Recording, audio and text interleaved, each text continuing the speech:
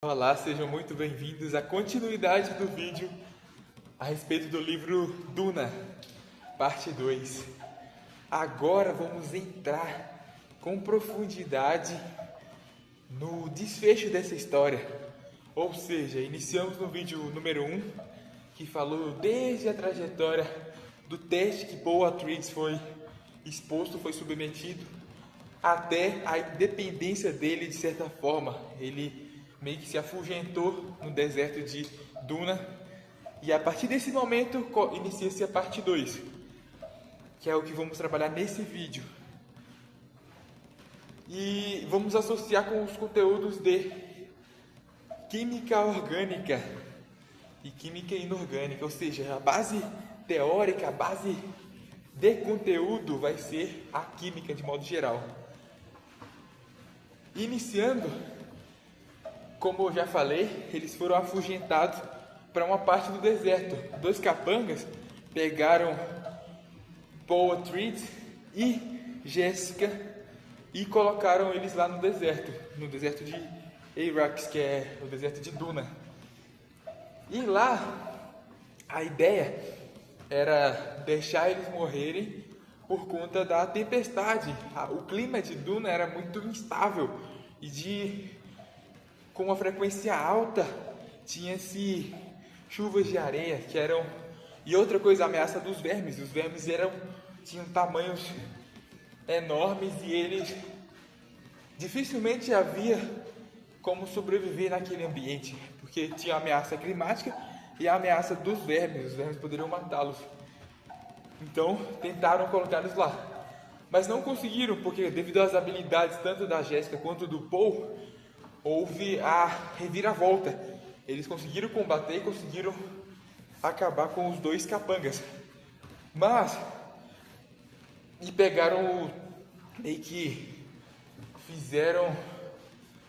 despojaram eles, pegaram os itens que eles tinham. Um deles era o kit frame. O kit frame tinha vários, era tipo uma mochila lotada de itens, como a tenda destiladora, os marteladores, entre outros elementos do frame. Fato é que durante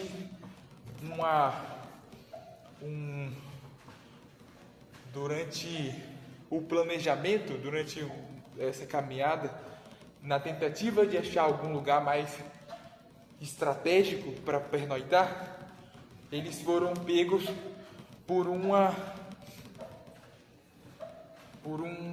meio que soterramento. A areia começou a se movimentar e repentinamente deixou eles sobre o solo. Mas eles conseguiram se desvencilhar dessa areia. Entretanto, a mochila ficou perdida no meio dessa imensidão, dessa vastidão de areia. E como tinham elementos tão importantes naquela mochila, eles tiveram de achar algum mecanismo para pegar aquela mochila, porque tinha água, que era um recurso tão escasso naquele planeta. Tinha os outros acessórios que eu tinha comentado com vocês. Então eles tiveram de pegar alguma alternativa para pegar essa mochila de volta. Então eles usaram um aspecto da química orgânica para conseguir. Porque imagina, a areia ela é muito leve e ela é muito facilmente fragmentável. Então, para criar um túnel, era necessário introduzir água naquele sistema para deixar mais firme esse túnel e para que eles conseguissem pegar efetivamente a mochila e transitar nesse túnel. Foi isso que Paul pensou, vamos apelar para a reação orgânica entre uma base e um ácido, e a partir dessa reação eu vou obter água, e obtendo água eu vou conseguir aos poucos, juntando a especiaria com outro elemento, porque a especiaria tinha um teor, se eu não me engano, básico, e o outro elemento tinha um teor ácido.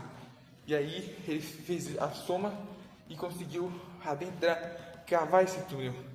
Aí entramos no primeiro assunto, o assunto de como acontecem essas reações orgânicas, como eu posso diferenciá-las de uma reação inorgânica. A química orgânica, ela trabalha todos aqueles compostos que tenham carbono envolvido. Claro que esse conceito de existência de carbono foi sendo superado aos poucos, mas em via de regra, a existência de carbono acompanha as moléculas orgânicas, salvo exceções. Então, se verificarmos um carbono envolvido na estrutura química, tem muita alta chance de ser um elemento orgânico. E as reações orgânicas, elas têm um mecanismo, elas têm um padrão, uma formatação de serem estudadas. Elas são divididas em substrato mais reagente. E sabe aquela seta que separa os produtos, os dois lados da reação química? Ela tem dois sentidos, porque existe um equilíbrio químico acontecendo ali, e também temos a possibilidade de ter um catalisador, ou seja, um agente que vai influenciar na reação, que geralmente ele é colocado no centro também, acima dessas setas. E os produtos, então são 4 elementos. O primeiro deles, substrato; segundo, reagente; terceiro, catalisador; e quarto, produtos. Esses 4 elementos são as bases de formatação de uma reação orgânica. Já a reação inorgânica, ela tem 2 elementos, reagentes e produtos. Portanto, essa é uma grande diferença. Outro nuance da reação orgânica é o fato de elas terem mecanismo de reação. Por exemplo, eu posso dizer que aconteceu uma adição nucleofílica ou uma adição eletrofílica. Então temos o mecanismo de reação, se é adição, substituição, eliminação ou oxidação e redução, e o tipo de reação química, a subdivisão, se foi eletrofílico, se foi nucleofílico. E para ter esse entendimento, nós precisamos de avaliar esses ingredientes da reação orgânica. Primeiro, o substrato. O substrato vai dar informação para nós sobre se a reação é uma reação de adição, substituição, eliminação ou oxidação. A gente vai avaliar o substrato e vai comparar com o produto. O que aconteceu entre substrato e produto? A molécula ela quebrou suas ligações duplas, houve uma troca de algum substituinte. O que aconteceu efetivamente? Por exemplo, na reação de adição, geralmente tem-se a quebra das ligações insaturadas, ou seja, daquelas ligações duplas, para formar uma cadeia aberta.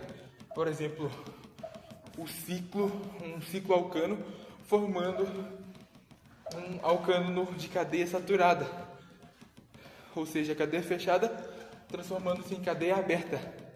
Não é o único mecanismo possível, porque podemos ter uma estrutura, um alceno, por exemplo, que é a ligação pi, ela é quebrada, rompida, para a formação de um alcano. Pode ser também outro mecanismo de adição. O fato é que adiciona-se uma nova ligação. Por isso a adição. A eliminação é o oposto, é o caminho inverso. Se fosse avaliar aquele equilíbrio, seria o oposto, o caminho inverso. De um alcano transformando-se em um ciclo alcano. De um alcano transformando-se num alceno, por exemplo, que seria a existência de insaturação. E a substituição é, por exemplo, o que acontece com os halogênios, quando eles encontram um benzeno que tem uma ramificação, e essa ramificação é trocada.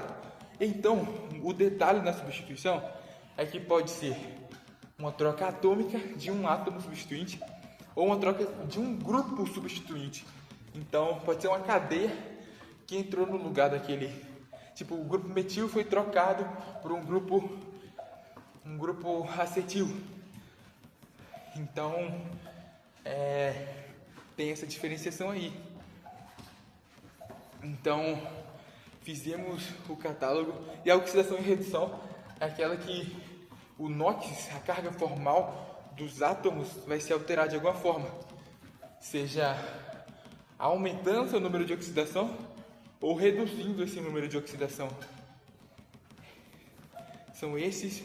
E agora, olhando para o reagente, nós temos duas opções. Ele pode, de acordo com o meio e de acordo com o substrato que ele está sendo exposto, ele pode se romper de algumas formas diferentes. Porque uma reação química é nada mais nada menos que uma reorganização das ligações químicas, um desfazimento dessas ligações e uma produção de novas ligações. Então, é meio que uma reorganização daquela estrutura. Então, é necessário haver o rompimento. E esse rompimento pode deixar elétrons de um lado só. Tipo, imagina que tem um ácido clorídrico. O ácido clorídrico, ele tem o cloreto, o átomo de cloreto e o átomo de cloro e o átomo de hidrogênio. Se ele for rompido, ele vai criar duas estruturas, dois átomos separados. O cloreto, o íon cloreto, o ânion cloreto, na verdade, e o hidrogênio H+, o cátion hidrogênio. Percebe que se houve ionização, os átomos eles ficaram carregados, esse elétron ele partiu para um dos átomos em específico, ele não foi compartilhado, não houve uma secção sem turbinar um átomo apenas de elétrons e o outro ficar escasso de elétrons. Houve uma divisão injusta, desigual de elétrons. Um ficou com mais elétrons, o outro ficou com menos elétrons. Isso é uma cisão, uma lise heterolítica, uma quebra heterolítica. Pode se quebrar também homoliticamente, que é um átomo para cada dos lugares. Então tem essas duas opções, homólise e heterólise. O catalisador ele pode ser vários elementos, pode ser a água, pode ser a luz, pode ser a temperatura, entre outros mecanismos que podem influenciar como catalisador. Pode ser uma substância química que vai acelerar, diminuir a energia de ativação, vai fazer com que os produtos sejam gerados de forma mais efetiva e rápida. Pode ser o meio ácido ou o meio básico, ou seja, é bem abrangente. Depois a gente vai desmiuçar essa ideia ao longo dessa aula. E o produto é o final, e é o que a gente vai olhar para ver se foi nucleofílico ou se foi eletrofílico. O reagente ele se aproximou de qual grupo da molécula? Será que foi um grupo com carga formal, uma carga parcial negativa ou uma carga parcial positiva? Ele se aproximou de qual?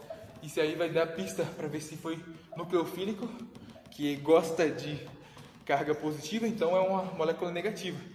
Então o produto, entre o substrato e o produto, no substrato tem que ter, depois de fazer esse mecanismo de reação, tem de ter algum grupo que for com carga parcial positiva, para ser um ataque nucleofílico, entende? Ou seja, você tem que analisar. Eu sei que são muitos passos para serem analisados, mas basicamente dá para meio que um fluxograma. Primeiro avalia substrato e compara com o produto, depois analisa reagente e compara com o catalisador, e depois compara reagente com o produto e vê se foi nucleofílico ou eletrofílico. Então tem que saber primeiro se foi adição, eliminação, substituição ou oxidação.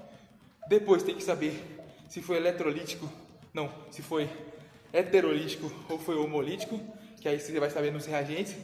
Depois você vai saber qual o mecanismo que foi, se foi uma quebra, uma adição nucleofílica ou se foi uma adição eletrofílica, tem que avaliar.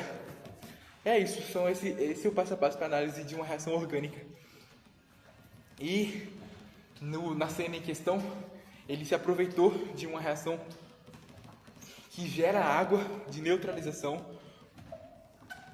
uma reação, mesmo que não seja de neutralização, uma reação que gera água. Então, ele pegou os compostos que tinham um teor diferente, de um teor básico e outro teor ácido, e com o conhecimento que ele tinha, ele percebeu que poderia gerar água naquele meio como produto.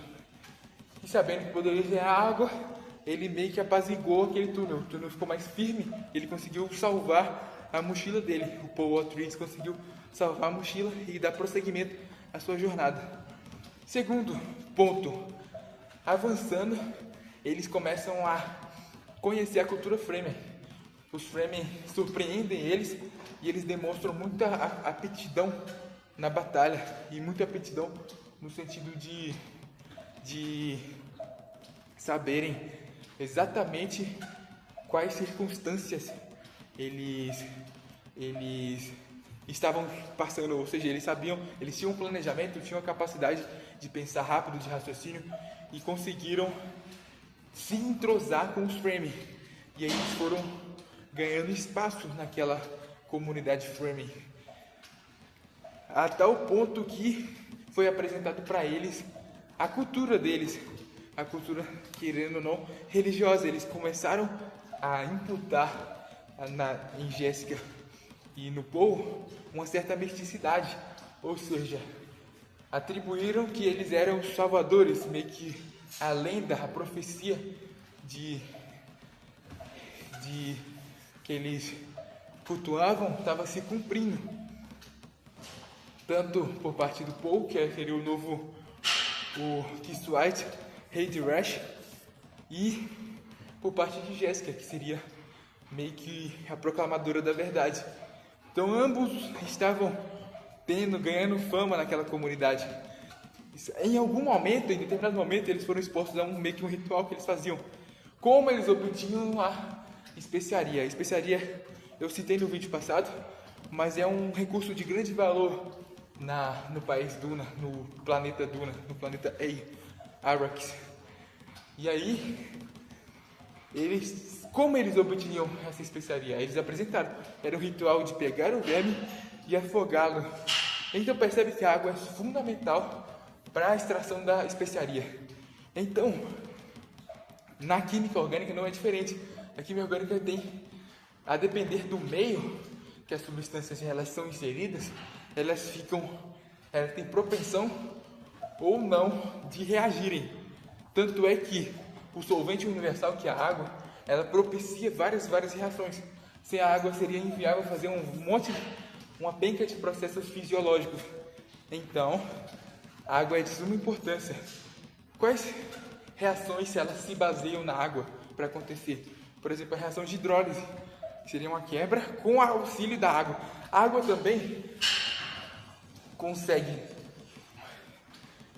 se posicionar e meio que fazer um envolvimento da molécula, de modo que essa molécula ou ionize ou ela dissocie. E lembra daquele mecanismo homolítico, heterolítico?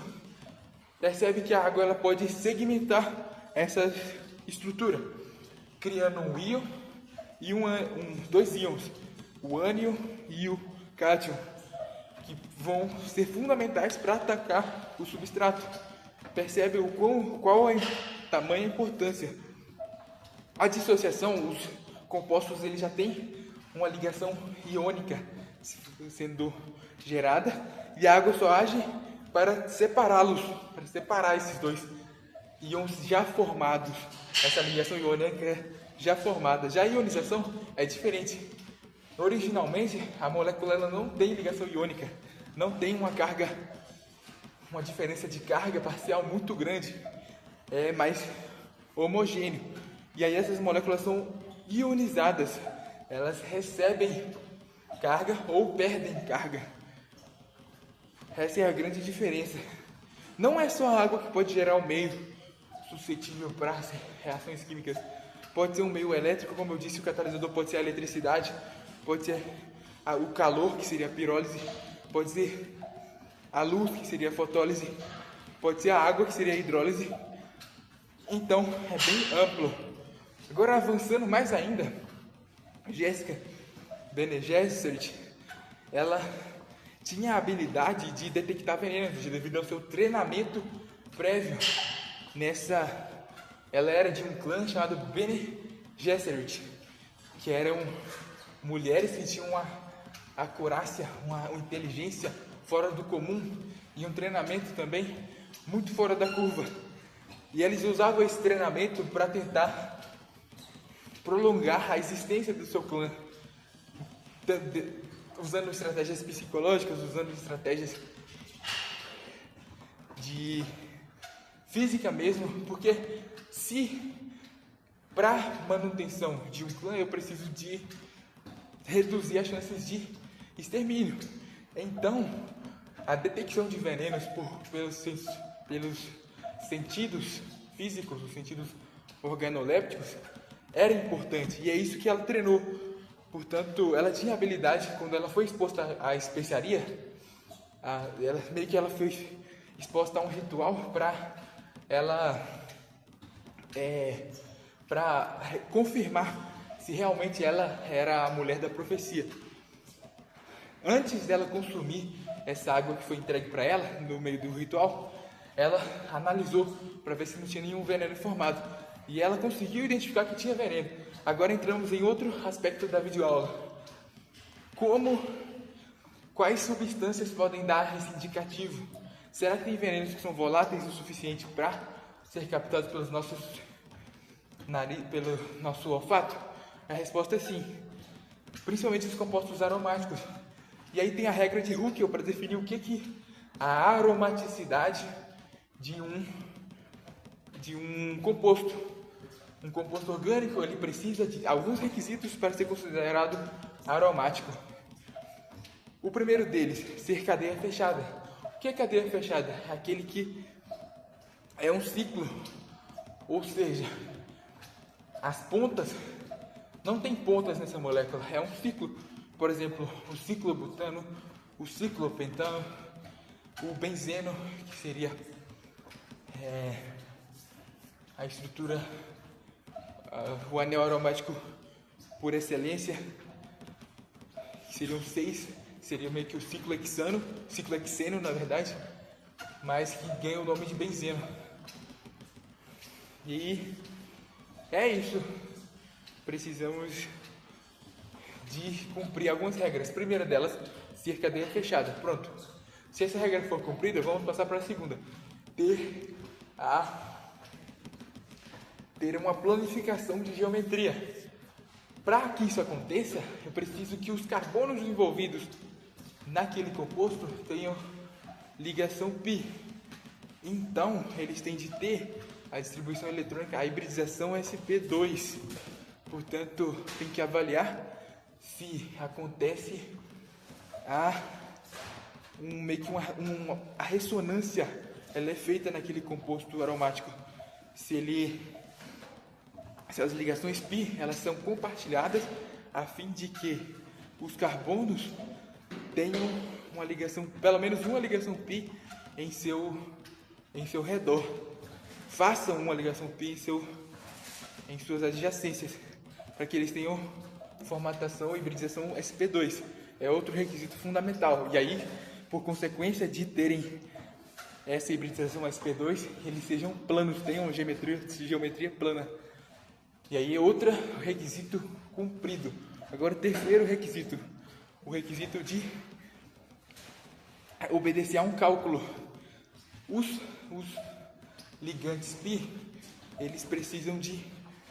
A quantidade de elétrons π precisa de ser igual a 4n mais 2. 4n mais 2.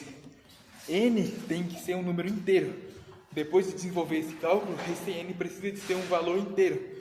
Ou seja, 1, 2, 3, 4. Não pode ter um número decimal nessa conta aí.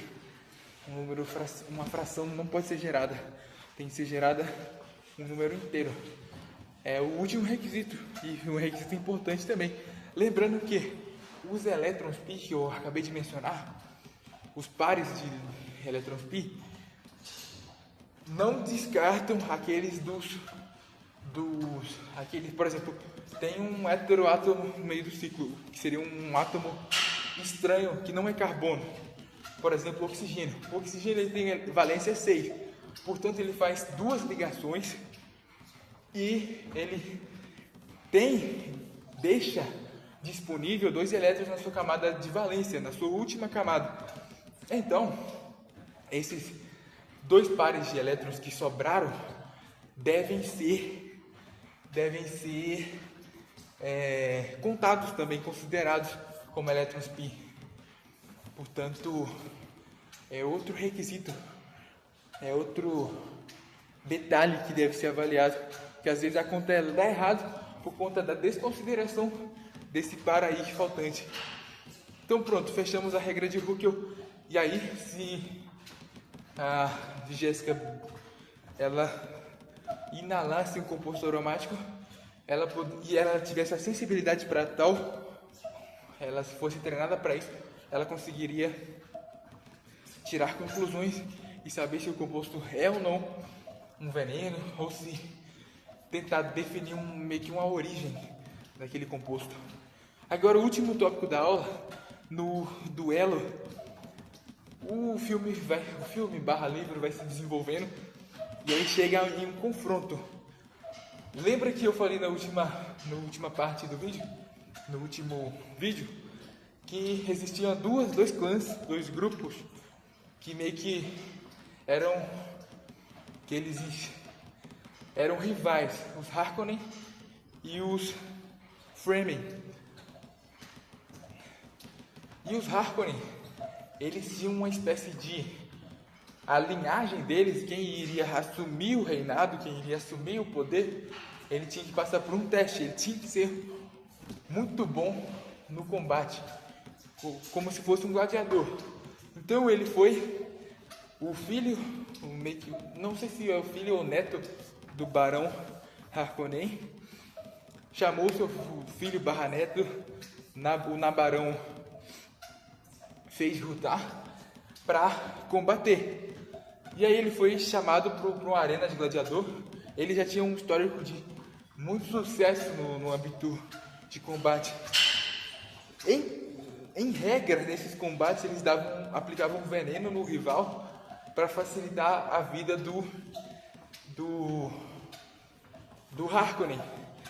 Mas, e Hawat, que é o cara que era meio que fiel aliado da família dos Etrees em Caladan, ele que preparou, ele foi tomado como escravo e como ele tinha muita habilidade em luta, ele que preparou o escravo para combater o Harkonnen. Só que ao invés dele aplicar esse veneno para facilitar a vida do Harkonnen, do Nabarão Fade Rutar, ele não fez isso. Ele não aplicou esse veneno. Então ele estava com toda a sua habilidade à tona para combater o Harkonnen. Agora entramos no outro tópico de... Dentro de uma competição, uma batalha, tem que ser avaliado os competidores para saber se nenhum dos dois competidores tem vantagem em relação ao outro competidor. Por isso que é feito o teste de doping. Por exemplo, e um dos testes que pode ser realizado, por exemplo, às vezes o adversário deu um competidor deu para o seu adversário uma dose de álcool investida em um recipiente que não dava a ideia de ser álcool aquilo, tentou enganar ele. Aí a gente consegue fazer o teste de alcoolemia. Alcoolemia não, o teste de saber se tem álcool ou não pela via respiratória. Como é feito esse teste? A partir do etilômetro. O etilômetro ele tem alguns mecanismos. O mecanismo mais antigo é o mecanismo de oxirredução. Por isso que a gente entra na química novamente. Geralmente o dicromato de potássio, ele sofre naturalmente ele tem o número de oxidação mais 6. Então ele exala, ele transmite à nossa percepção uma tonalidade amarelada. Quando o álcool se aproxima, somado ao ácido sulfúrico, esse álcool ele é reduzido pelo ácido sulfúrico. Na verdade, ele é oxidado pelo ácido sulfúrico, enquanto que o dicromato de potássio reduz. Então ele fica do seu NOx mais 6 para o seu NOx mais 3. Então ele muda a tonalidade de amarelo para um tom esverdeado. Portanto, esse é o mecanismo que gera o positivo no etilômetro, que gerava, na verdade. Agora tem outros mecanismos, que seriam eletroquímicos, mecanismos mais precisos, usando radiação mesmo, eletromagnética, que é a faixa do infravermelho, e as células fotoquímicas, eletroquímicas, na verdade. Então, é mais acurado o resultado. Mas esse é a base, e a gente tangenciou o assunto de oxirredução. Sempre tem, quando uma reação de oxirredução acontece, uma das partes reduz e a outra das partes oxida. Para saber se oxidou ou reduziu, você tem que fazer o cálculo da carga formal, para ver se aumentou o NOx ou diminuiu o NOx. Aí você tem que fazer aquela subtração entre elétrons de valência menos quantidade de ligantes. Aí você tem uma forma de criar carga formal e aí averiguar se tem sobra ou escassez de elétrons. E em relação à molécula inicial, se essa carga formal aumentou ou reduziu. Aí você tem mais elementos para dizer. Isso é muito importante para o estudo das pilhas. Por exemplo, o anodo e o cátodo. Eles são células eletroquímicas que acontece a oxirredução. E aí isso é muito cobrado em prova também. Saber o que acontece na parte do cátodo, o que acontece na parte do anodo, se reduz, se oxida, a solução aquosa ela tem quais cargas, o que acontece com o volume dessas duas células químicas, se aumenta ou se reduz, o tamanho, o que faz essa reação eletroquímica, essa oxirredução permanecer ativa, que seria a ponte salina. Tem muitos elementos, mas que eu não vou entrar no mérito de esmiuçá-los, porque senão ficaria muito maçante a aula e muito longa, muito extensa. Então agora, e última parte da nossa videoaula, já acabei de falar sobre os testes da química inorgânica que são realizados. A oxirredução é um teste muito importante para o etilômetro, para o bafômetro.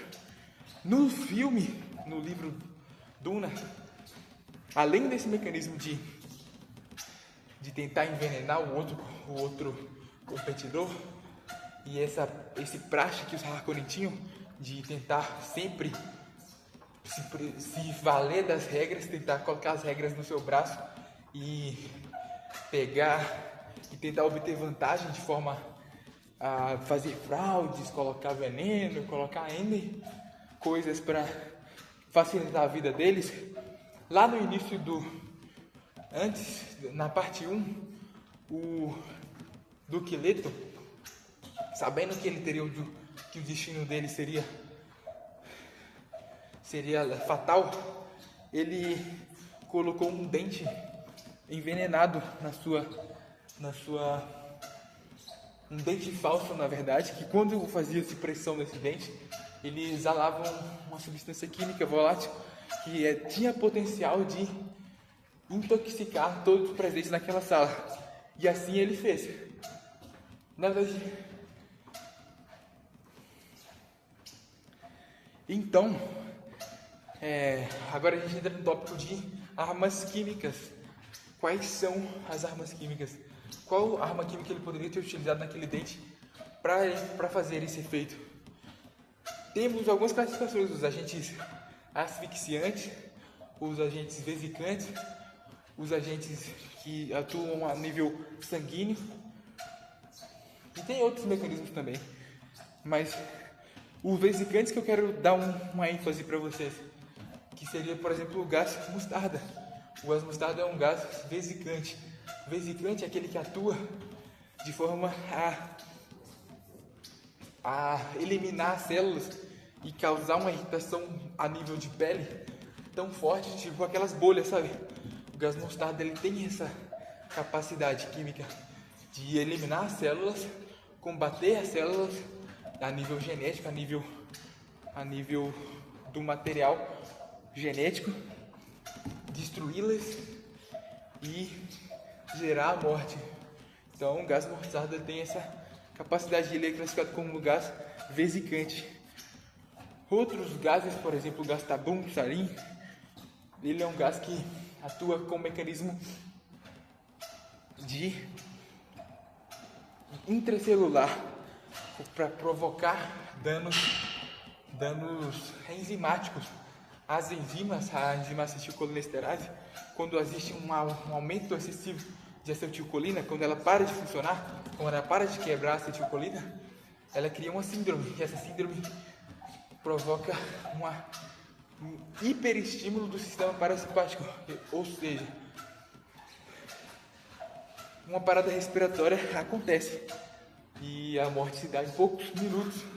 Portanto, por isso que é um outro gás químico utilizado nas guerras, gás tabum e gás sarin. Tem outros agentes que, tipo, no aspecto de sangue, que é aqueles que evitam o transporte, por exemplo, cianeto, aqueles gases, tipo, o cianeto é um deles, mas ele é alterado quimicamente para ele ser mais efetivo e ele produzir mais vítimas. Portanto, é o cianeto associado a outro composto para ele ter esse potencial letal. E é isso. Então, no caso concreto, ele poderia utilizar qualquer um deles, mas pelos aspectos, pela descrição que foi dada no livro, parece que foi algo mais interno. Então, poderia ser ou cianeto ou o gás tabum ou sarin, que seriam mecanismos que não são tão evidentes externamente, mas que internamente geram um caos danado. E é isso, pessoal. Então, finalizando o livro Duna, no final das contas, o Paul Atreides consegue dar essa reviravolta no poder, e ele consegue o poder e confirma a profecia. Ele consome a especiaria e consegue realmente liderar os Fremen e libertar esse povo, de certa forma, do mando dos Harkonnen. A luta final é bem interessante. Acho que tem um filme que mostra essa luta aí. Então recomendo demais, tanto o livro quanto o filme.